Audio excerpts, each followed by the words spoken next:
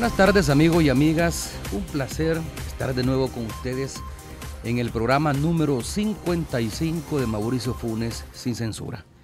La verdad que llevamos ya más de un año haciendo este programa y estoy plenamente satisfecho, no solo porque hemos logrado nuestro objetivo de colocar los principales temas de la agenda nacional en la discusión pública, sino también porque ustedes escuchan mi programa, participan a través de los diferentes medios que hemos habilitado para ello, pero lo más importante, abren los ojos y tienen a su alcance una mirada diferente sobre lo que ocurre en el país.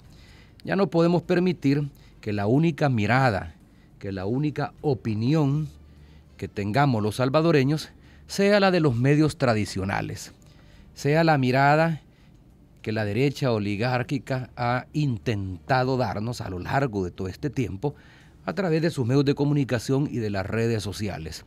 Necesitamos una visión diferente, una visión alternativa, una visión que le permita a los salvadoreños y salvadoreñas saber lo que realmente está pasando en nuestro país.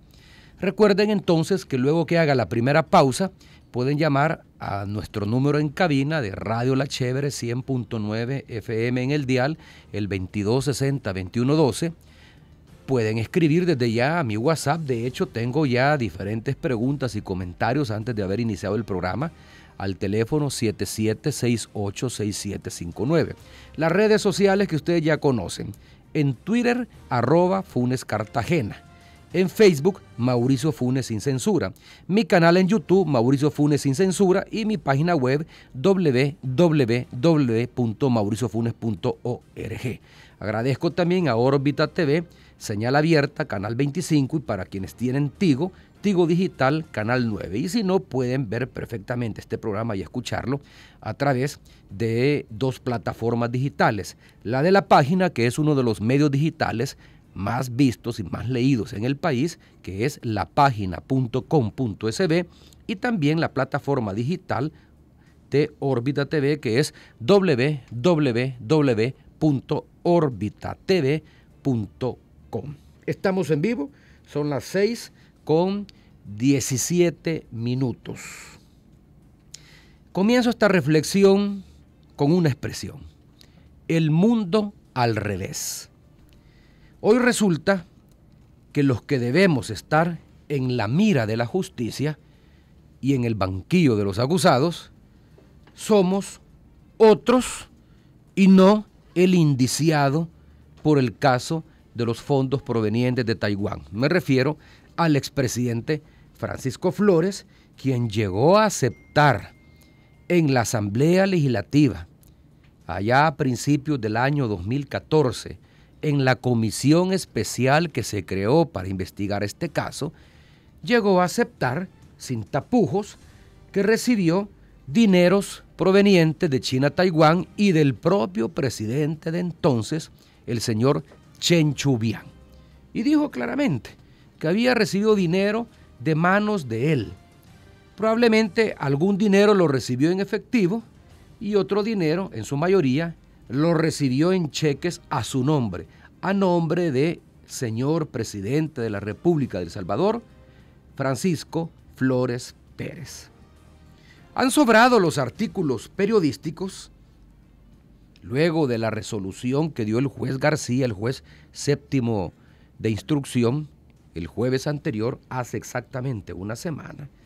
Han sobrado artículos periodísticos, en los que se critica la actuación del juez García, argumentando que el juez actuó más como fiscal que como juzgador y que se puso del lado de los querellantes en lugar de jugar un rol imparcial. Lo más ridículo de todo esto es haber asegurado, como lo hicieron algunos diputados del partido Arena, declaraciones que escuchamos del diputado bisoño Ernesto Mason o de la diputada menos bisoña, la diputada Milena de Calderón Sol, o bien el diputado Portillo Cuadra y hasta el propio presidente del COENA, Jorge Velado, quienes no vacilaron en decir que el juez García no sobreseyó, es decir, no liberó a Flores porque estaba haciendo carrera judicial para convertirse en un candidato potable para la Fiscalía General de la República. Para quienes ignoran este dato, el juez García compitió y sigue compitiendo, puesto que aún no ha habido decisión por parte de la Asamblea Legislativa, como candidato a Fiscal General de la República. Y en el momento en que pronuncia su resolución, aunque ya había terminado el plazo para el fiscal Luis Martínez, pero él seguía siendo candidato y seguía siendo uno de los candidatos que algunos diputados o algunas fracciones lo estaban considerando. Pues bien, entonces estos señores de Arena dicen que el juez estaba haciendo carrera judicial porque quería convertirse en un candidato potable para ser fiscal general de la República. A ver, seamos serios. ¿En qué cabeza cabe? Solo quien tiene apenas 3 o 2 dedos de frente o quizás ninguno puede pensar que el juez García falló de la manera como lo hizo para quedar bien con los diputados y diputadas que le podrían haber dado su voto. ¿Y por qué digo que solo quien tiene unos cuantos dedos de frente puede pensar eso? El juez García, en mi opinión, nunca pretendió hacer carrera con el caso del expresidente Flores. Bueno, dicho sea de paso, hay un columnista que escribe habitualmente en el Diario de Hoy y que suele enviar cartas. Me imagino que no tiene más a quien escribirle. Y suele enviar cartas a cada momento. Y le dedica una carta al día siguiente que se conoce esta resolución judicial al propio juez García. Y en esa carta hace ver que el juez actuó como fiscal y que lo que él estaba haciendo era propaganda a su favor para que lo nombraran fiscal. A ver, veamos esto detenidamente. Si el juez fallaba a favor de la libertad del mandatario, del exmandatario, es decir, si el juez aceptaba los argumentos de la defensa y terminaba sobreseyendo al expresidente Flores por los delitos de desobediencia de particulares, peculado y enriquecimiento ilícito, y no elevaba el caso a juicio, seguro que este juez iba a ser criticado por los diputados del FMLN, incluso por los de Gana. Y de inmediato le hubiesen retirado sus votos, que son importantes. El FMLN tiene 31 votos, Gana tiene 11, o sea, no contaría con esos 42 votos. Porque tanto FMLN como Gana fueron los que más insistieron en la comisión legislativa que investigó el caso de China-Taiwán, fueron los que más insistieron de que el expresidente Flores había cometido delitos. Por lo tanto, si venía el juez y sobreseía al expresidente Flores, lo más probable es que no le dieran los votos. Ahora, por el contrario, si elevaba a juicio el caso y agregaba el delito de lavado de dinero, de casos especiales por lavado de dinero y otros activos, como efectivamente lo hizo, entonces inmediatamente se ganaba el rechazo del Partido Arena, porque es un partido que sigue defendiendo al expresidente Flores y lo sigue presentando como un estadista y como el mejor presidente que ha tenido el país y que está siendo objeto de persecución política. Fallar a un sentido o en otro sentido era como pegarse un tiro en el pie. Si sobreseía, se pegaba un tiro en el pie, porque entonces no iba a contar con los votos del FMLN y de Gana y probablemente del Partido de Concertación Nacional. Si por el contrario, como lo hizo, elevaba el caso a juicio, a sentencia, pues también se pega un tiro en el pie, porque Arena no le iba a dar los votos como lo ha dicho públicamente. Para ser fiscal se necesita, nos guste o no nos guste, el respaldo tanto de Arena como del FMLN. Y por eso es que se ha entrampado hasta ahora la elección del titular del Ministerio Público. No basta con los votos del FMLN, de Gana, del PCN y de la Democracia Cristiana. No suman los 56 que se requiere para elegir fiscal. No bastan tampoco los votos, no bastan los votos de Arena, del PCN, de Gana y del PDC, porque tampoco hacen los 56. Necesariamente tiene que votar el FMLN y Arena para lograr los 56 votos. Si sumamos los 31 del FMLN más los 35 de Arena, tenemos 66 votos, suficiente para elegir fiscal. ¿Qué significa entonces? Que el juez García no estaba haciendo carrera para ser fiscal, porque fallara en un sentido o fallara en otro sentido, ya sea que decidiera liberar a Flores o por el contrario, que decidiera condenarlo y elevar el caso a juicio, no iba a obtener los votos de uno o de otro. Por donde se le vea, el caso Flores-Taiwán no le servía al juez García para promover su carrera como fiscal general de la República. En mi opinión, el juez García ha sembrado confianza y certidumbre y ha hecho gala de un profesionalismo y de un coraje que se necesita no para ser fiscal, que se necesita para sanear al órgano judicial. Este juez en el futuro debería ser candidato para sustituir a cualquiera de los 4 magistrados nefastos de la Sala de lo Constitucional y que afortunadamente terminan ya en el 2018, con la excepción, por supuesto, del presidente de la Sala, que es también el presidente de la Corte Suprema de Justicia, el doctor Pineda, que es un hombre probo y decente. Yo lo consideraría como candidato para magistrado, porque él ha demostrado ser un juez incorruptible, un juez competente, un juez que conoce las leyes de nuestro país y que las ha aplicado en forma pronta y cumplida. Y sin ambages, y sin vacilaciones. Ese es el tipo de jueces que necesitamos en el país. Ese es el tipo de magistrados que necesitamos en el país. No una comisión internacional de combate de la impunidad. Jueces como él son los que necesitamos para combatir la impunidad en el país, que óigase bien, no solo tiene que ver el combate de la impunidad con temas de corrupción.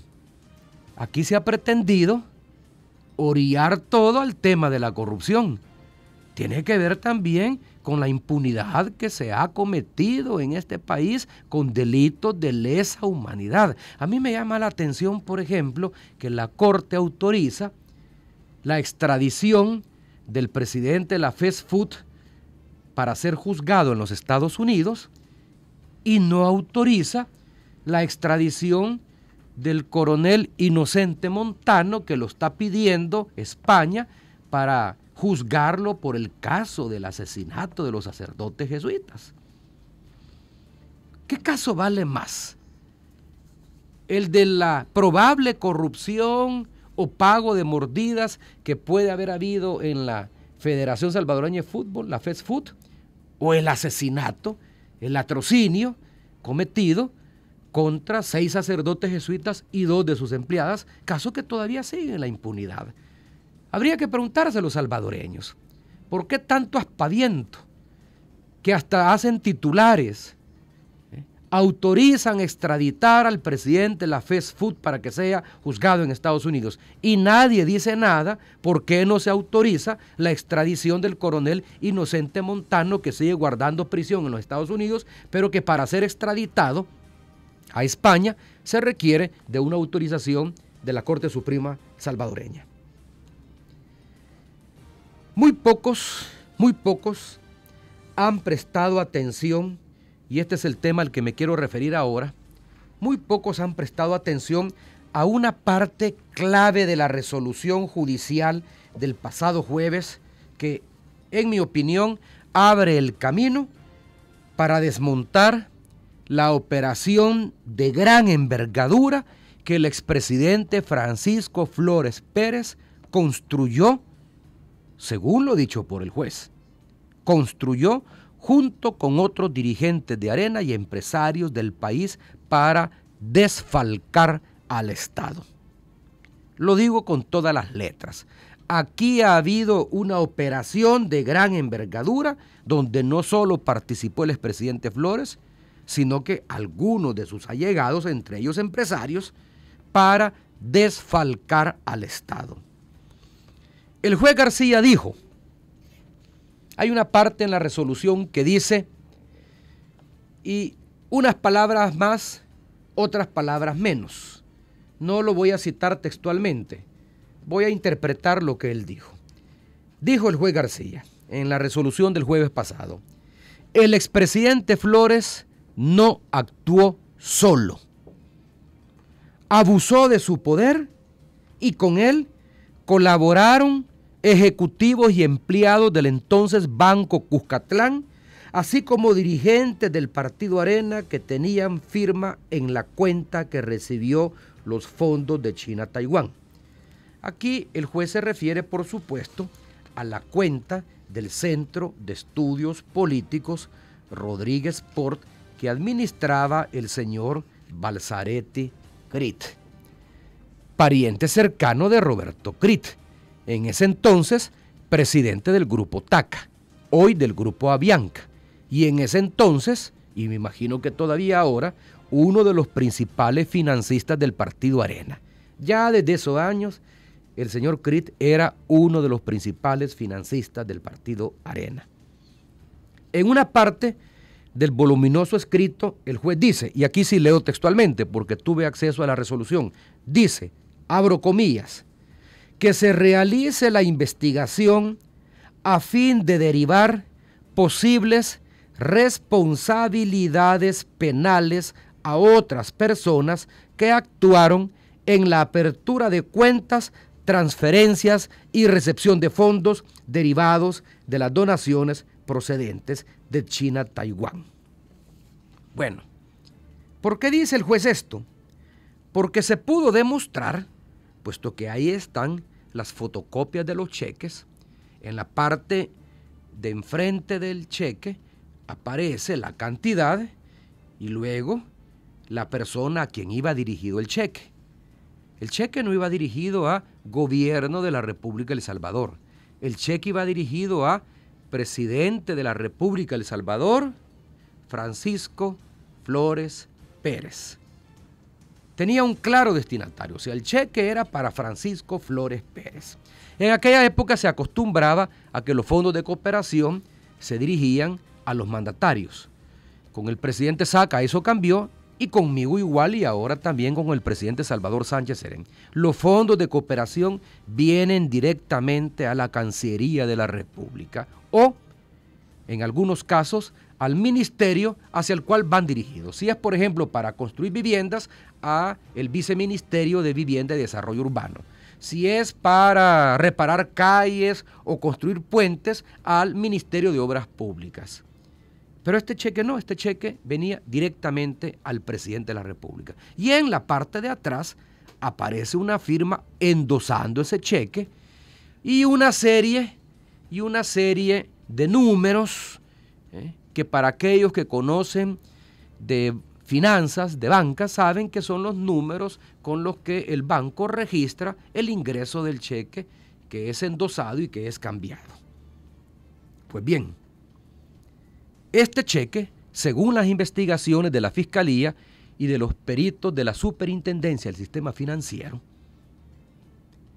este cheque, o varios de estos cheques, fueron a parar a una cuenta. La cuenta habilitada por el Partido Arena para el Centro de Estudios Políticos Rodríguez Port. Y quien manejaba esa cuenta era el señor Balzaretti Crit. Cuando el señor Balzaretti Crit fue citado, creo que por la Fiscalía, dijo que no se acordaba. Y que existe una costumbre de que los estados financieros, después de 4 o 5 años, se hacen desaparecer. Es decir, conveniente decisión. Porque si eso fue allá por el 2003, 2004, a estas alturas, que han pasado ya 10 años, esos estados financieros ya no se encuentran. Pero ahí está la copia, dada por el banco. Y ahí está la cuenta aperturada en el Banco Cuscatlán. Pues los dineros fueron a parar a esa cuenta, pero no se quedaron ahí, comenzaron a moverse. y terminaron en una cuenta que tenía habilitada el Partido Arena para recibir fondos de campaña. Ahora, en esta lista, porque fíjense bien, dice el juez que se realice la investigación a fin de derivar posibles responsabilidades penales a otras personas que actuaron en la apertura de cuentas y transferencias. Bueno, en esta lista de otras personas a las que se refiere el juez García, ahí se encuentra una camándula de personalidades vinculadas al Partido Arena y a los grupos empresariales de esos años, como el fallecido, y perdón, no estoy deshonrando la memoria del ingeniero Mauricio Samayoa, lamento que falleció en Miami producto de un cáncer que le afectó, pero bueno, ahí se menciona, él era el presidente en ese entonces del grupo Cucatlán en la región y él fue el que autorizó que se abriera esa cuenta y él fue el que autorizó que se hicieran las transferencias, incluso violando la ley de bancos, que establece un monto para ser transferido y si se sobrepasa ese monto, esa información tiene que ser trasladada inmediatamente a la unidad de inteligencia financiera de la Fiscalía General de la República en nuestro país y no se hizo. Ahora, como lo dije en el programa anterior, y vale la pena recordarlo, el señor Mauricio Samayoa, quien además de ser presidente del Grupo Cucatlán, era socio del expresidente Cristiani en la privatización de la banca y probablemente en otros negocios. Y fue presidente de la Asociación Bancaria Salvadoreña y un prominente empresario, miembro de la ANEP de aquel entonces. Y ahí se mencionan otros nombres, que no los voy a citar. Ahí se mencionan otros nombres. Desenredar esta compleja madeja de lavado de dinero por el que ahora ha sido acusado el expresidente Flores podría llevarnos a descubrir no solo a quienes fueron los destinatarios de los fondos provenientes de Taiwán, no solo eso, que eso es lo menos importante, porque si el dinero vino a la cuenta de Rodríguez Port, del Centro de Estudios Políticos Rodríguez Port, y luego después se trasladaron a la cuenta Arena y el país estaba en campaña, lo lógico es que de ahí se pagaran proveedores que tiene todo partido político, porque con esos dineros se compran camisetas, se pagan almuerzos, sobre todo Arena que acostumbra a pagar pollos camperos, se pagan bolsas de agua, se paga transporte, se paga publicidad en la radio, en la prensa, en la televisión, etcétera, etcétera. Se pagan también troles. En esa época quizás los troles no estaban muy desarrollados como ahora, pero así como en la campaña de el señor Norman Quijano se contrató una empresa para manejar en las redes, para manejar la campaña digital del ex candidato a la presidencia en el 2014 por el Partido Arena, seguramente en esa época también se pagó algún tipo de estas empresas. Incluso algunas para que hicieran campaña sucia contra el contrincante en ese entonces que era Chafik Handal del FMLN. Pero bueno, esto no solo nos permite descubrir quiénes fueron los destinatarios de estos fondos, porque hay otros destinatarios de otros fondos, sino también, y esto es lo importante que quiero hacer caer en la cuenta esta tarde, esto también permite aclarar la forma como se planeó y se fraguó una operación de gran envergadura de desvío de recursos para favorecer a terceros y los cómplices que guardan silencio amparados en la creencia de que nunca les iba a caer el peso de la ley. Yo estoy seguro que el expresidente Flores, cuando llega a la Asamblea Legislativa y él cínicamente dice, no, Funes dice que son 10 millones los que me han llegado. No, si fueron más. A mí Chen Chubián me dio más. Él lo dice. Ahí están los registros de audio. O cuando dice, si solo Funes es el único que dice que a mí me han llegado fondos, a ver que me demuestre si yo tengo cuentas en el exterior. No, yo no lo digo. Lo dice un informe de inteligencia financiera que envió el Departamento del Tesoro en esos momentos al país y que llegó de alguna forma a mis manos. En mi opinión, amigos y amigas, este el caso Flores Taiwán, Flores Pérez Taiwán, es el mayor acto de impunidad en el país, solo superado por el asesinato de los sacerdotes jesuitas y de nuestro obispo mártir, Monseñor Óscar Arnulfo Romero. Destapar entonces la corrupción del expresidente Flores le permitirá al país no solo poner tras las rejas a un presidente soberbio, que abusó de su autoridad para pecular. Pecular, ¿por qué digo pecular? Porque según el juez García cometió peculado, que en terminología penal significa desvío de recursos para otros destinos que no son los que inicialmente estaban considerados. Más o menos eso es lo que dice, eso es el peculado. Es decir, si yo como mandatario me entrega a un gobierno 200 millones de dólares para realizar obras, por ejemplo, para construir varios Ciudad Mujer, y en lugar de construirlos Ciudad Mujer, vengo yo y me los agarro para mi provecho propio o los desvío a otras cuentas, entonces estoy cometiendo peculado. Y según el juez García, eso fue lo que se hizo. Se peculó. Entonces, no solo estamos entonces ante la posibilidad de que se ponga tras la reja un presidente que abusó de su autoridad, como lo dice literalmente el juez García, para pecular, para desviar a bolsillos privados millonarios fondos provenientes de la cooperación internacional, sino que pone al descubierto el mecanismo que se impulsó desde el Estado para favorecer económicamente a quienes eran y siguen siendo los dueños del país.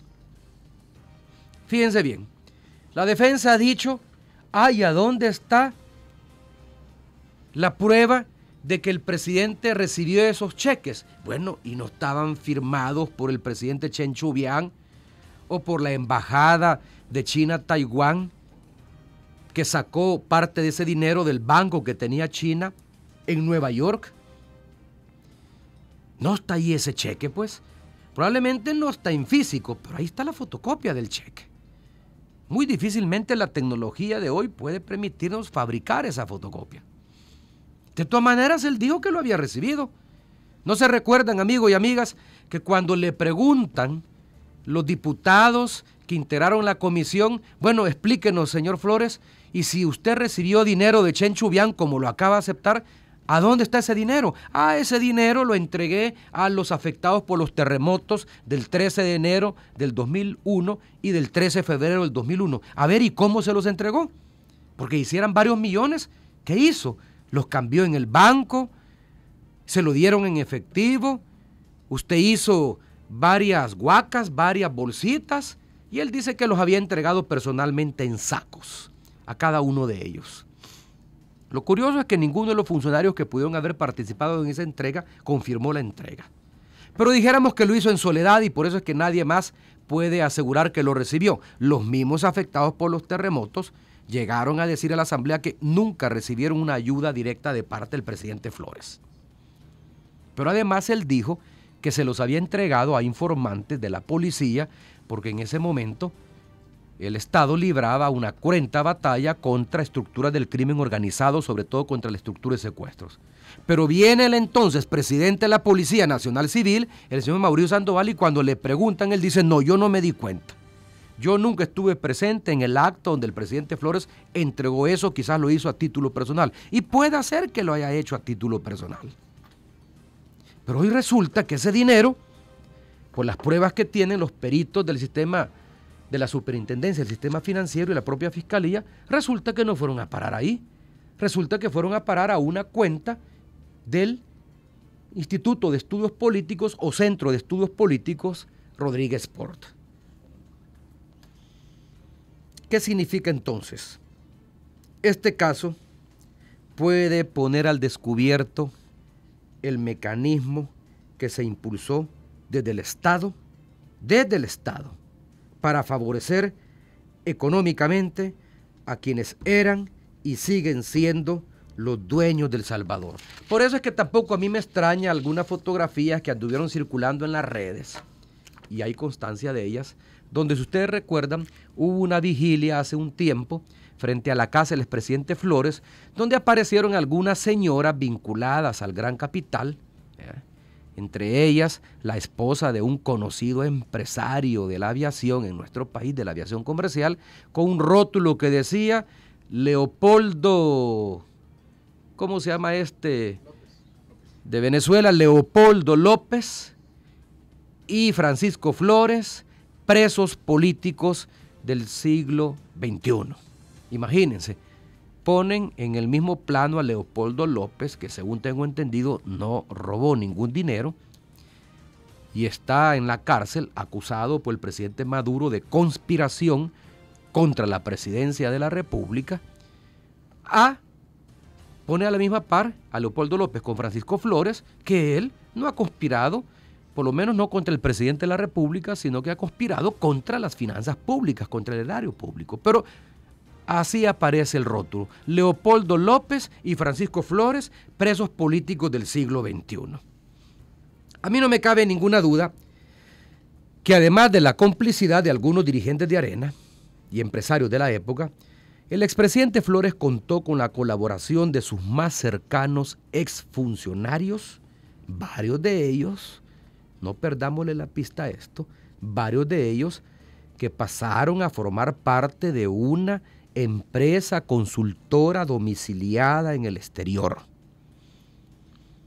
Varios de ellos, después de que el expresidente Flores salió de la presidencia, formaron junto con él una empresa consultora. Una empresa que se dedicaba a dar consultorías. Y vean lo que acabamos de saber hace poco.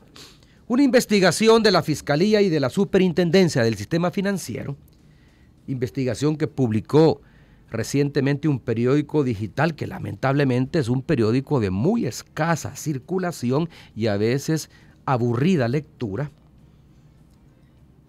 Este informe revela que una vez Francisco Flores deja la presidencia de la República, constituyó una empresa para servicios de consultoría internacional en un despacho de abogados panameños vinculados, este despacho, no la empresa que creó él, el despacho donde se crea la empresa, vinculados estos abogados a escandalosos casos de corrupción como el del expresidente de Perú, Alberto Fujimori, el de su ex asesor, Miguel Montesinos,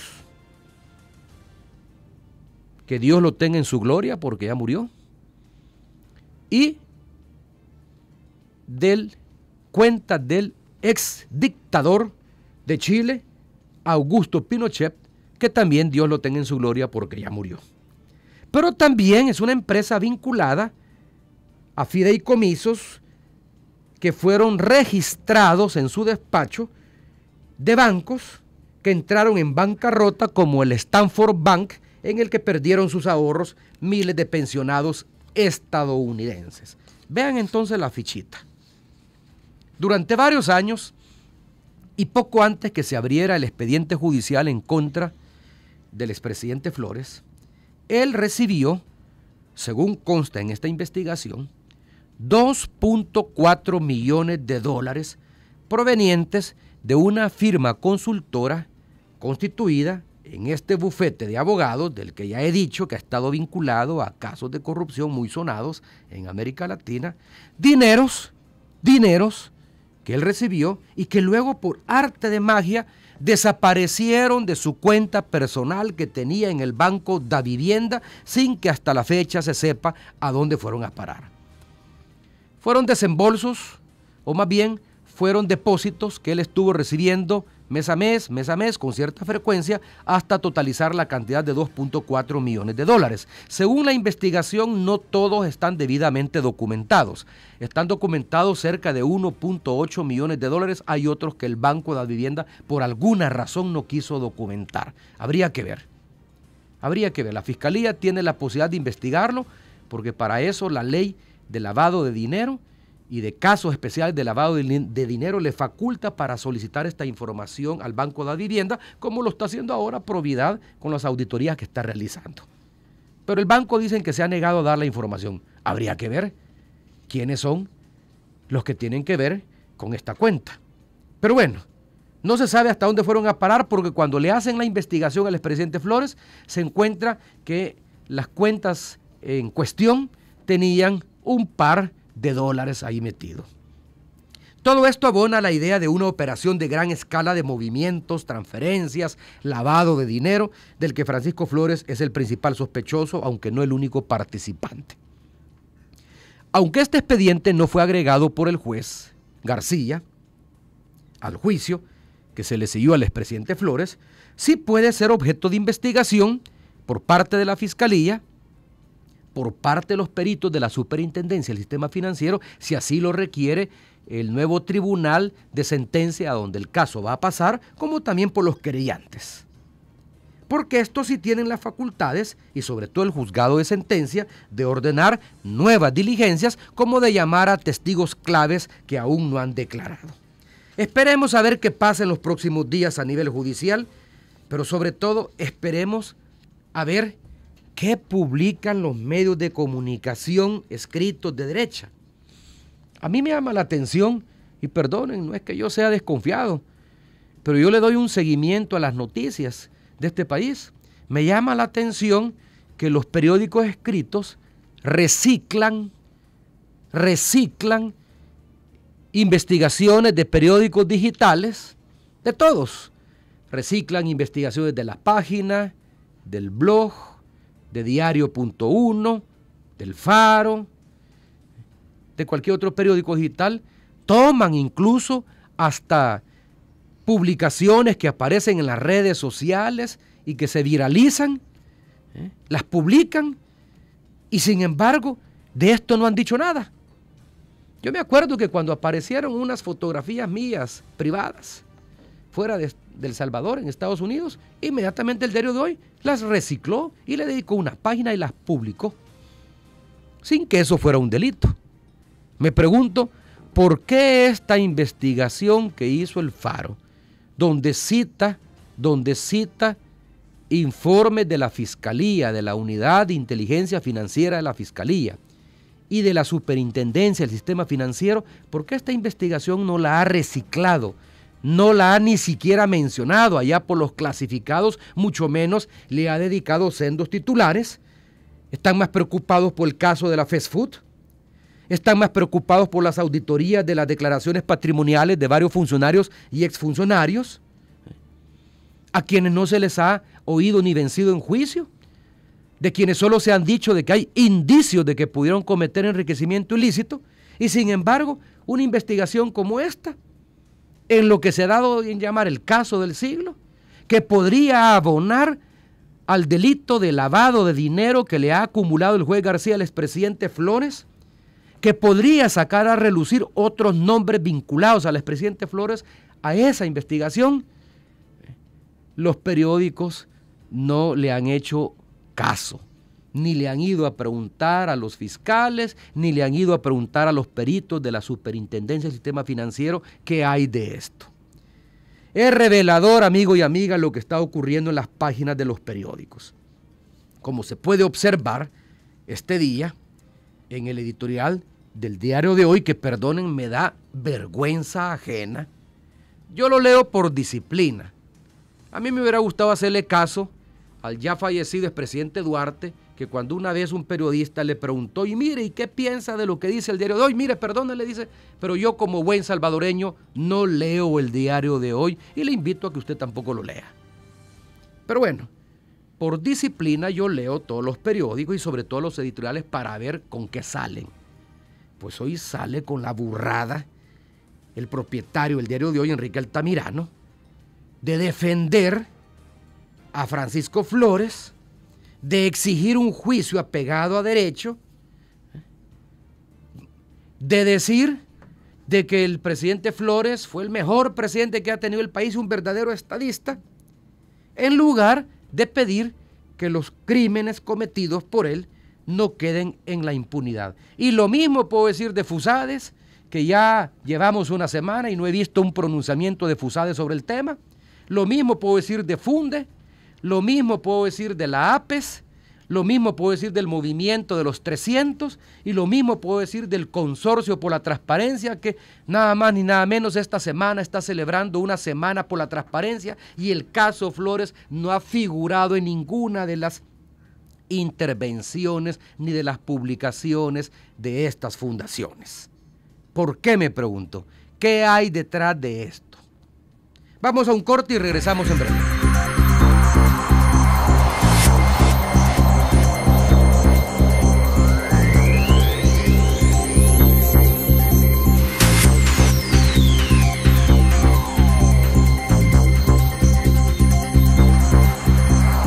El teléfono en cabina es el 2260-2112, llámenos. Y tengo también mi WhatsApp 77686759. Vamos a cambiar un poco hoy la estrategia. Vamos a leer algunos mensajes que están llegando a mi programa que se transmite en YouTube. Sergio Andrade dice: buenas tardes, señor Funes. El exdiputado Mario Valiente se ha tomado la tarea de investigar el caso Chaparral y ha concluido que usted autorizó la indemnización de Astaldi. Mire, no quería referirme a esto, pero en respeto a usted, señor Andrade, lo voy a hacer. Número 1, Mario Valiente es un charlatán. Perdóneme, pero es un charlatán que está desempleado. No logró su reelección como diputado, de algo tiene que vivir. Y le están pagando para que mantenga el tema en agenda. No solo es charlatán, es ignorante. Y ya lo he dicho varias veces. Las leyes de la República me impiden a mí y a cualquier otro presidente de la República meterme en las decisiones de la Junta Directiva de CEL. Yo no le puedo obligar a la Junta Directiva de CEL ni que negocie, ni que haya negociado con Astaldi, ni que haya renunciado al arbitraje internacional y mucho menos a que le haya pagado lo que le pagó en concepto de indemnización a Astaldi. No puedo. Él dice, pero es que por lo que se pagó es casi improbable pensar de que el presidente no lo autorizó. Bueno, yo le digo al señor Mario Valiente, el ladrón juzga por su condición. Si las anteriores administraciones de Arena acostumbraban a hacer eso, eso no significa que mi administración lo va a hacer. Si yo me hubiera atrevido a decirle al presidente de CEL o a su junta directiva, negocie con Astaldi y páguele, estaría en estos momentos procesado por haber violado la ley. Hay un reglamento interno del órgano ejecutivo y hay una ley que rige a las empresas autónomas que me impide hacerlo por más que lo hubiera querido hacer. No lo pude hacer. La autorización para negociar con Astaldi y el pago que finalmente se le pagó como resultado de esa negociación recae en la junta directiva. Ahora, ¿qué hice yo? Defender mi gobierno, por supuesto. Una vez me entero que se ha negociado con Astaldi, que se ha dado por cancelado el contrato y que se ha decidido pagarle una indemnización para evitar ir a un arbitraje internacional, que lo más seguro, de acuerdo a la opinión de consultores externos especializados en la materia, el pago hubiese sido mayor, entonces yo lo que hice fue exponerlo ante los medios y decir, miren, mi gobierno no ha cometido ningún acto de corrupción.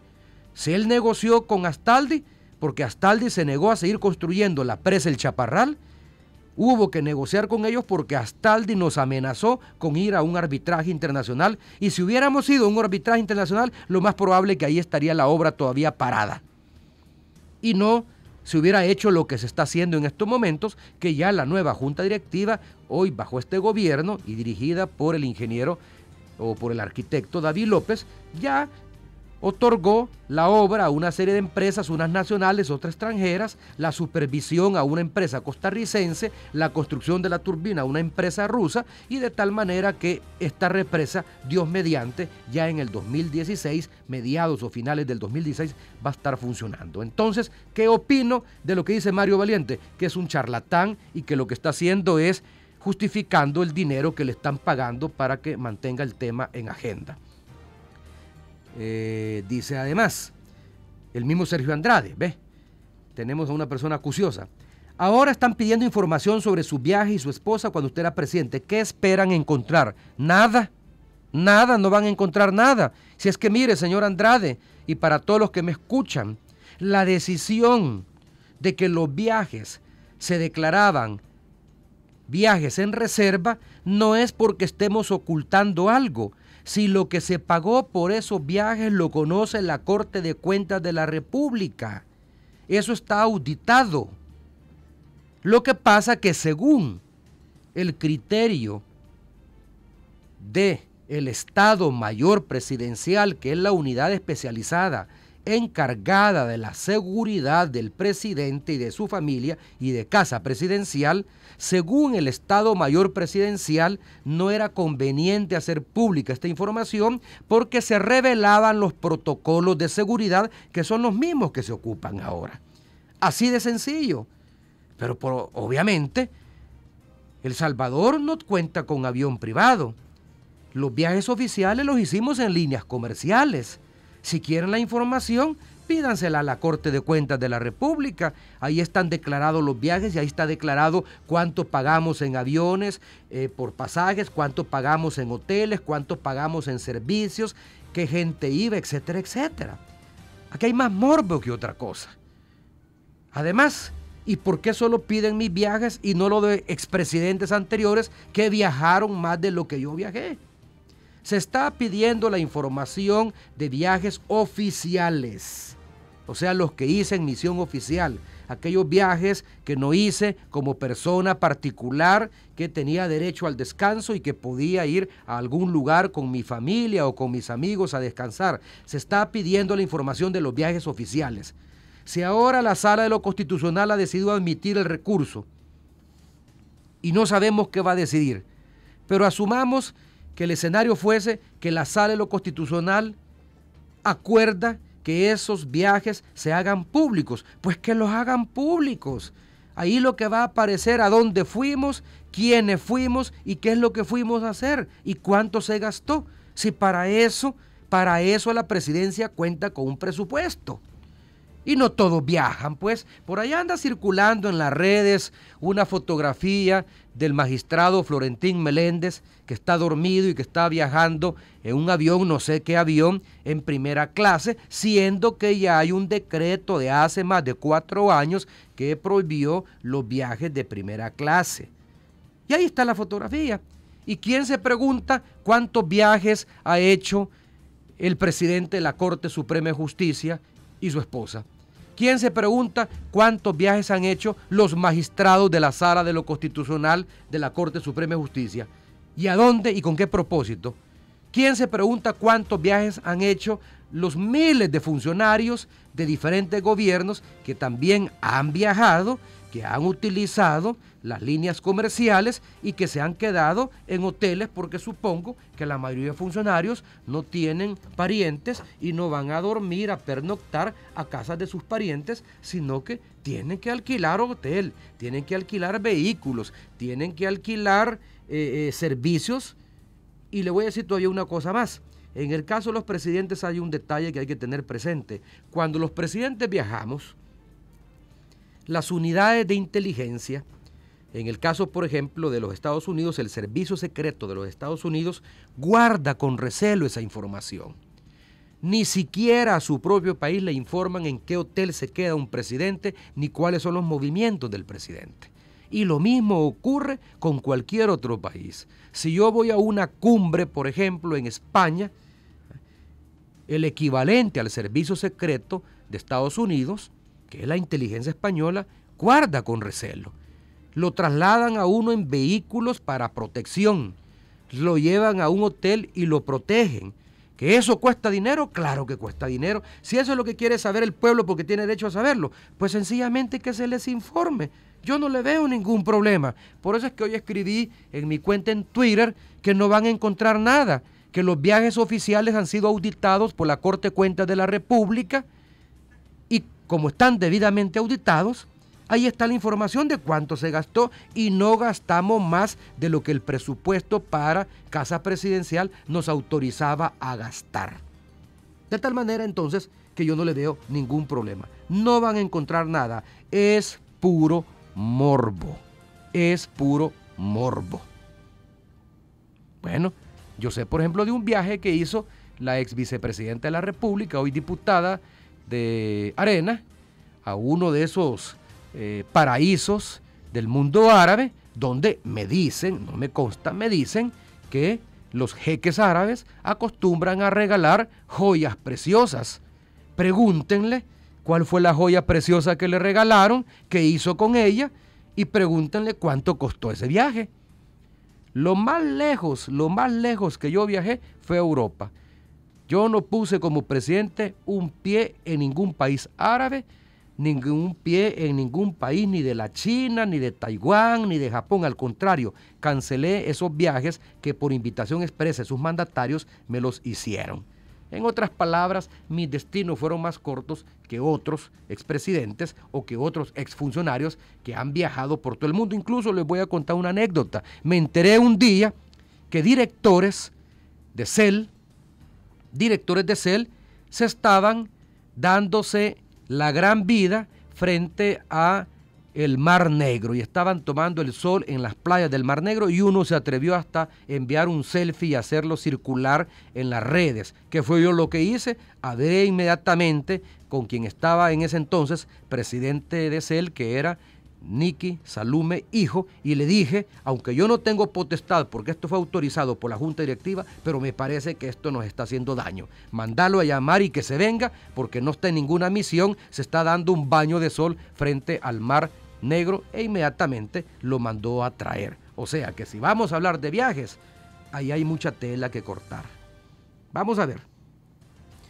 Dice así: el audio no es óptimo, que los técnicos hagan mejor su trabajo. Vaya, señores técnicos, hagan mejor su trabajo, dice. Nos están reclamando de que el audio no es óptimo. Ojalá que se arregle. Mauricio, la derecha no te perdona que hayas destapado la cloaca que ellos dejaron desde hace muchos años. El robo institucional. Sigue adelante. Jesús Rafael Quintero me envía esto. Yo estoy consciente de eso. No me lo perdona. Señores presidente Funes, saludos desde Canadá. Francisco Flores se hace el enfermo, solo falta que se declare loco como pretendió hacerlo Pinochet. Esto me lo escribe Rogelio Letona. Mire, eso yo no estoy seguro. Sé que él ha estado con problemas de salud, ha estado a punto de sufrir una trombosis. Si él todavía tiene problemas de salud, yo le recomendaría al juez que autorice la solicitud que ha hecho la defensa de trasladarlo nuevamente a su casa. De todas maneras, no hay riesgo que se escape. Él ya ha dado muestras de que no piensa escaparse. Y por lo tanto, yo no veo por qué deba de estar en la DAN. Que regrese a su casa. Tengo una llamada en línea. Adelante. Dígame. Buenas noches, caballero. Sí, cómo no. Dígame. Lo felicito. Quiero comentarle también de que en este caso me parece que el caso que se está ventilando ahorita está bien espinoso. ¿Por qué? Primero, los tres sujetos que están ahí, los querellantes, el juez y el fiscal, están corriendo por la plaza de fiscal. Es obvio que quieren quedar bien con alguien ahí. Uno. Lo otro es, si hablamos de corrupción, el chaparral a usted todavía no lo aclaramos. Y hay un montón de cosas que a usted, junto con su equipo de Reyes y otros funcionarios de la FMLN, también hay que ver, ¿verdad? Me gustaría que se lo investigara. Lo que pasa es que ahorita el mismo FMLN lo protege, pero ya le llegará el momento en el cual usted, al igual que Flores... ¿Quién protege el FMLN? Perdone. Ahí. Perdone, ¿a quién protege el FMLN? Oye. No, ¿a quién protege el FMLN? No le escuché bien, perdone. ¿Cómo dice? Es que se escuchó una descarga de baño y no se escuchó bien a quién protege el FMLN. Lo protege a usted por no llevarlo a juicio o a llevarle, a abrir un expediente. ¿Por qué los querellantes a usted no lo investigan? ¿Por qué los querellantes se ven? Bueno, yo tengo una respuesta sencilla para eso, caballero. Si es que el juicio no es contra mí, el juicio es contra el expresidente Flores, y los querellantes están actuando como acusadores del expresidente Flores. El día que a mí me lleven a juicio, téngalo por seguro que habrán querellantes y que la fiscalía va a actuar como tal, como acusador. Pero yo no entiendo en qué me está protegiendo el FMLN, no entiendo en qué. Los querellantes en este caso son un departamento del FMLN para atacar al expresidente Flores. ¿Y por qué no hay una querella contra usted? ¿Por qué hay una acusación? Pero dígame, ¿qué juicio estoy enfrentando yo para que haya una querella? Dígame. Gracias a usted, señor Funes, nosotros estamos viviendo en un nivel de violencia increíble porque usted pactó con los delincuentes. ¿En dónde está el pacto con los delincuentes, caballero? ¿Dónde está el pacto? Sí, a los delincuentes. Usted negoció con ellos y gracias a usted hoy estamos como estamos, que ahora nos matan si salimos. Usted quedó alivianado y además era alguien que ni tenía plata, porque se acuerda que usted era un moroso de Dictón y esos 3 millones que Saluma le prestó, ¿de dónde los agarró? Si usted no tenía ni piso, los agarró del gobierno. Y no usted mismo está diciendo, que Salume los prestó, pues. Entonces, ¿cómo es que los voy a agarrar del gobierno? Bueno, miren, aquí están en la libertad y qué bueno que hacen este tipo de preguntas, porque el otro día un amigo que tengo en el Partido Arena, que ha comenzado a escribirme por WhatsApp, me decía de que solo me llama gente para felicitarme. Qué bueno que me llamó esta persona, porque eso me permite aclarar varias cosas. Número 1, yo no estoy enfrentando ningún juicio penal, por lo tanto no pueden haber querellantes que me acusen. El que está enfrentando un juicio penal es el expresidente Francisco Flores. La querella es una figura que contempla el mismo Código Penal, y ya lo explicó el juez García. No solo se presentan acusadores, o más bien no solo la acusación la hace la Fiscalía, el Código Penal permite también que particulares o representantes de sociedades que defienden los intereses de la población actúen como querellantes. Le voy a poner un caso, caballero, a ver si todavía me está escuchando. Cuando fue el caso de los secuestros, no solo el fiscal de la época actuó como acusador de los secuestradores, también hubo querellantes, y ahí hubo 2 connotados abogados.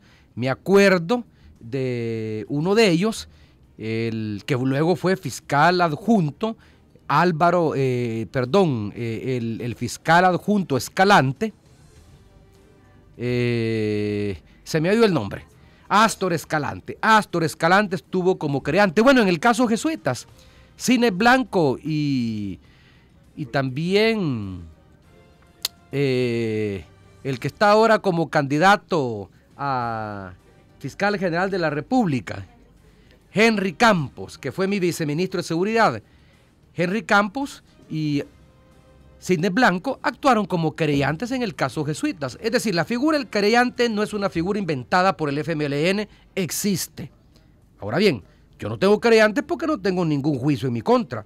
Si el día de mañana, Dios no lo quiera, se abre un juicio en mi contra, seguramente van a aparecer querellantes. Número 1. Número 2, ¿el FMLN en qué me defiende? Yo no soy miembro del FMLN. ¿El FMLN en qué me encubre? Al contrario, hubo una declaración hace ya un tiempo donde el secretario general del FMLN dijo de que yo no podía ser candidato a diputado porque yo no había sudado la camiseta y porque aunque fui presidente por el FMLN, pero ellos consideraban que yo no tenía la condición de militante y por lo tanto no me había ganado el derecho a ser candidato a diputado por el FMLN. Y si usted se fija, el FMLN no se mete en ninguno de mis casos. Ahora bien, perdone, pero yo no soy responsable de los niveles de violencia que existen en el país. Primero, yo no pacté con las pandillas y desafío a cualquiera que demuestre que yo he pactado o he firmado un pacto con las pandillas. Bajo mi gobierno, las pandillas rivales, la MS y la M18, pactaron entre ellas. Entre ellas se pusieron de acuerdo para reducir los homicidios. Mi gobierno lo único que hizo fue crear las condiciones para que ese pacto se mantuviera vigente, y la mejor muestra que es durante ese pacto, durante esa tregua que duró 18 meses, que los niveles de delincuencia bajaron considerablemente y llegamos a tener días con 0 delincuencia. De tal manera que, perdone, pero yo no le acepto de que me haga a mí responsable de la situación actual. Las pandillas se han fortalecido porque se les dejó de fortalecer. Bajo mi gobierno, los 2 ministros o los 3 ministros de Seguridad Pública que tuve y los 2 directores de la policía que tuve combatieron a las pandillas y metieron a la cárcel una gran cantidad de pandilleros y desarticularon clicas. Si no hubiéramos hecho lo que hicimos, ahora estaríamos peor. Dice aquí una pregunta más. Quisiera saber por qué la Sala de lo Constitucional lo quiere investigar por los viajes que hacía. Me parece algo ridículo, dice. Les cayó el limón en la llaga. No, mire, no es la Sala la que me quiere investigar, hay que aclararlo. La Sala admitió un recurso que fue presentado por un señor que creo que se llama Danilo Vega, que pidió al Instituto de Acceso a la Información Pública que liberara los viajes que yo realicé en mi periodo presidencial por la reserva que estableció. La sala solo admitió el recurso, todavía no se ha pronunciado. Vamos a ver cuál va a ser su decisión. Vamos a leer rápidamente algunos mensajes que han llegado a mi WhatsApp para no dejarlos de leer. Dice aquí, vamos a ver, dice aquí varios de ellos.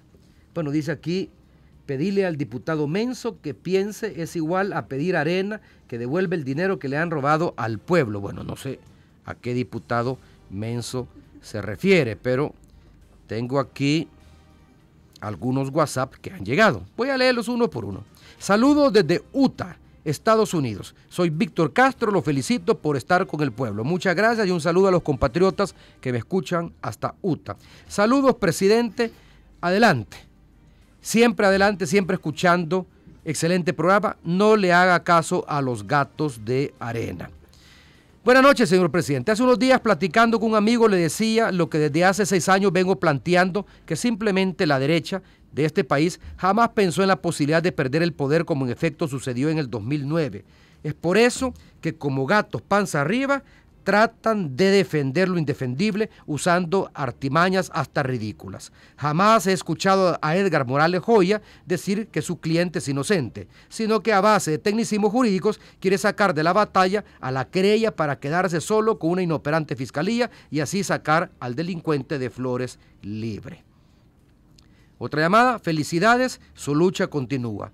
Otro mensaje, buenas noches, mi nombre es Jorge Luis Flores, es alarmante cómo se oculta información aquí en el caso de Paco Flores. Es solo la punta del iceberg de toda la sarta de corrupción del país y desvían la atención a su antojo. Fusades, igual que Funde, igual que Arena, SADCB. Bueno, hoy tuve acceso a una información reveladora que va en la línea de lo que he estado denunciando en las últimas semanas. Algunos magistrados de la Sala de lo Constitucional, sobre todo el magistrado Rodolfo González, me han dicho que ha constituido un grupo de planeación y ataque estratégico contra opositores de la derecha y del partido Arena, del que forman parte Fusades, Funde y algunos medios de comunicación, sobre todo escrito, que por respeto no menciono. En ese grupo se fraguó el ataque mediático contra el diputado del PCN, López Cardosa, y contra el exdirector del Seguro Social, Leonel Flores Sosa. Ese mismo grupo está fraguando en estos momentos los ataques contra los dos últimos expresidentes, me refiero al expresidente Saca y a Funes, este servidor, además, por supuesto, de ataques contra diputados y exfuncionarios de mi gobierno que falta que aún pasen por la guillotina. Es una especie de Santa Inquisición, donde la consigna es provocar la muerte civil de los que les resultamos incómodos a sus perversos propósitos. Me he enterado que ya tienen casi terminadas o ya terminadas las auditorías de los 3 expresidentes. La del expresidente Flores cae por su peso porque obviamente el expresidente Flores está siendo juzgado por enriquecimiento ilícito. Incluso me gustaría saber, lástima que yo no conozco esa auditoría, pero me gustaría saber cuando la hagan pública si en esa auditoría están los depósitos bancarios que el expresidente Flores recibió por el orden de $2.4 millones provenientes de una empresa consultora en Panamá y que fueron depositados en su cuenta en Davivienda. Si la probidad, si la sección de probidad ha hecho bien su trabajo, en esa auditoría tienen que estar esos depósitos bancarios. Pero bueno, pero también ya tiene lista la del expresidente Saca y la mía. Me he enterado que además de tener listas estas auditorías, no las han elevado a corte plena porque, óigase bien, no tienen los votos para condenarnos y mandarnos a un juicio civil, a un juicio a la Cámara de lo Civil. Noten lo peligroso y perverso de estas afirmaciones dichas por el magistrado Rodolfo González de la Sala de lo Constitucional ante los medios de prensa. Estas afirmaciones las dijo ayer. Dijo: estamos auditando a los expresidentes, pero no hemos pasado estas auditorías a corte plena porque no tenemos los votos. Me pregunto, pregunta razonable, ¿los votos para qué, señor González? ¿Para condenarnos? ¿Esos son los votos que necesitan? ¿Con 8 votos pueden condenarnos? ¿O para mandarla al archivo? Si ya tienen listas las auditorías, ¿por qué no la llevan a corte plena? Porque no tienen los votos, dice él. Y si no tienen los votos, ¿es porque las auditorías que se han hecho no son suficientes para condenarnos? ¿Y no quieren sufrir la derrota de pasar las auditorías y no alcancen los votos para condenarnos y mandarlos a la Cámara? Y si están haciendo las auditorías, ¿por qué no se ha respetado el debido proceso y el derecho a audiencia que consigna la Constitución, de tal manera de que no seamos condenados, o el propósito es condenarnos a como dé lugar?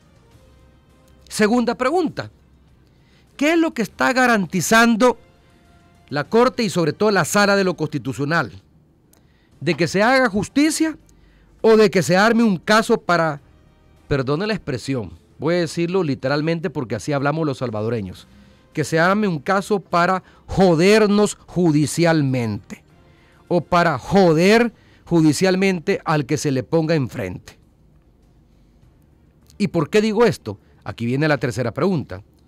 La ley por la cual se está haciendo esta auditoría data de 1959 y esta ley no integra el debido proceso y el derecho de audiencia que sí consagra la Constitución de 1983. Si ustedes, señor Rodolfo González, son magistrados de la Sala de lo Constitucional, ¿por qué no garantizan este proceso? Si ustedes son los garantes de la constitucionalidad, ¿por qué no garantiza que si la ley no contiene el debido proceso ni el derecho de audiencia, que son derechos consagrados por la Constitución, ¿por qué no son ustedes los primeros en pedir que se reforme la ley o que se crea una nueva ley donde se garanticen estos derechos? Quiero contarles, amigos y amigas, que 2 expresidentes, el expresidente Saca y este servidor, presentamos hace algunos días un escrito a la sección de probidad y a la Corte Suprema de Justicia para que nos concedan el derecho de audiencia antes de concluir las auditorías y antes de que las suban a corte plena, pero hasta la fecha no hemos tenido respuesta. ¿Qué significa esto? Que a todas costas quieren montarnos, quieren fabricarnos un caso de supuesto enriquecimiento ilícito y no darnos la oportunidad de defendernos y aclarar cualquier observación o inconsistencia que puedan presentar nuestras declaraciones patrimoniales y que pueden ser desvanecidas, como por ejemplo ocurre en las auditorías que realiza la Corte de Cuentas de la República. Cuando la Corte de Cuentas de la República audita a un funcionario o a una institución, elabora un borrador, un preliminar, y si encuentra observaciones o incongruencias o inconsistencia, manda llamar al funcionario o al titular de la institución que está siendo auditada, les pone a vista las observaciones y les pide que las desvanezca. Si las desvanece, asunto arreglado, se archiva. Si no las logra desvanecer porque no tiene pruebas a la mano, sencillamente en el informe final de auditoría ahí aparecen como reparos que no fueron desvanecidos. Lo lógico sería entonces que si han encontrado alguna incongruencia, si han encontrado o si tienen observaciones a las declaraciones de probidad que hemos presentado los expresidentes o cualquier otro funcionario, lo lógico sería que nos manden a llamar, nos presenten las observaciones y nos digan: mire, expresidente Funes, mire, expresidente Saca, mire, exdiputado Cifrido Reyes, mire, diputado tal o cual, aquí hay una serie de observaciones que no casan, aquí hay una serie de incongruencias que no casan y queremos que nos explique por qué no casan y si tiene o no tiene documentos que prueben de tal manera de que haya un equilibrio entre gastos e ingresos o un equilibrio entre lo que usted declaró cuando entró y lo que usted declaró cuando salió. Eso lo deberían de hacer antes de elevar la auditoría a Corte Plena y mucho menos antes, o mucho más bien, antes de que la Corte Plena dictamine y mande nuestros casos a la Sala de lo Civil para que allá se vayan a defender. Mientras tanto, uno es descalificado y mientras tanto los titulares que aparecen en los periódicos es: ordénase juicio por enriquecimiento ilícito contra tal o cual funcionario, sin haberle concedido el derecho de audiencia que consagra la Constitución de 1983, que establece el derecho administrativo que ustedes deberían de conocer y que lo hacen otras instituciones que llevan a cabo auditorías. Yo estoy seguro, y eso le pasará a la mayoría de funcionarios que estamos siendo auditados, que las declaraciones patrimoniales que presentamos pueden tener algunas irregularidades. Pero eso no es evidencia de enriquecimiento ilícito. Hay enriquecimiento ilícito, óigase bien, y así lo establece el artículo 240 de la Constitución, cuando existen evidencias de un incremento patrimonial exorbitante que no pudo ser justificado por el funcionario y que no responde a los ingresos obtenidos en el periodo en que ejerció como funcionario. Este no es el caso de ninguno de los expresidentes auditados, salvo quizás el del expresidente Flores, a quien Providad nunca le investigó, estoy casi seguro, los envíos bancarios que le hicieron desde Panamá, y además el mismo juez García dijo que allá hay $343,000 en su declaración patrimonial que el expresidente Francisco Flores no pudo justificar. Lo que estamos pidiendo en buenas cuentas es que antes que se termine la auditoría, que se haga pública o que se presente a consideración de Corte Plena, seamos llamados los funcionarios que estamos siendo auditados para aclarar cualquier duda, observación o reparo que exista. De lo contrario, van a quedar las dudas, los reparos. Con esto va a tomar una decisión Corte Plena. Pueden mandar nuestros casos a la Cámara de lo Civil y allá nos vamos a tener que ir a defender. Y no hay problema de irse a defender a la Cámara de lo Civil. Pero en lo que transcurre, el tiempo que transcurre entre la resolución de la Corte Suprema de Justicia y la Cámara de lo Civil, con eso ya nos han dado la muerte civil, que es lo que pretende justamente algunos magistrados de la Sala de lo Constitucional, sobre todo el flamante magistrado Rodolfo González. Aquí la estrategia es clara y aprovecho este espacio para denunciarla. La derecha quiere cazar a empresarios, dirigentes políticos, funcionarios y exfuncionarios que les estorbamos para recuperar el país y para que sigan siendo los dueños del país. Y por eso es que curiosamente los empresarios, o más bien los funcionarios y exfuncionarios que estamos siendo auditados, somos aquellos que le provocamos urticaria al Partido Arena. Unos, como el expresidente Saca, que no les permitió quedarse con la explotación minera, quedarse con la GEO, quedarse con el puerto de la Unión y privatizar las hidroeléctricas. Y otras, como este servidor, que además de que tampoco les permitió adueñarse nuevamente del país, denunció públicamente a los involucrados en el caso Selenel y al expresidente Francisco Flores. Y por supuesto, a los diputados que integraron las comisiones legislativas que pusieron al descubierto con sus investigaciones el caso Selenel y el caso del expresidente Flores. Que no nos den atol con el dedo, que esto es lo que está detrás de este esfuerzo. Que no se quiera presentar la sección de probidad y la Corte Suprema de Justicia como en una declaración de hoy que aparece en la página .com.sb de Florentín Meléndez, cuando dice: no tengan temor, si aquí no los estamos persiguiendo, aquí lo que queremos es que las cosas queden claras. Bueno, entonces, señor Florentín Meléndez, si quiere que las cosas queden claras, concedan el derecho de audiencia para desvanecer cualquier irregularidad que hayan encontrado. Y de esa manera, por economía procesal, nos evitamos más procedimientos y ustedes hacen una investigación apegada a derecho donde se garantizan los derechos constitucionales que tenemos todos los funcionarios y exfuncionarios de este país. Hasta aquí mis comentarios de hoy. Muchas gracias por su sintonía. Nos vemos el próximo jueves a la misma hora de siempre a través de 100.9 FM del dial y a través de la transmisión de Órbita TV, Canal 25 en señal abierta Canal 9 en Tigo Digital. Pasen buenas noches y que Dios los bendiga.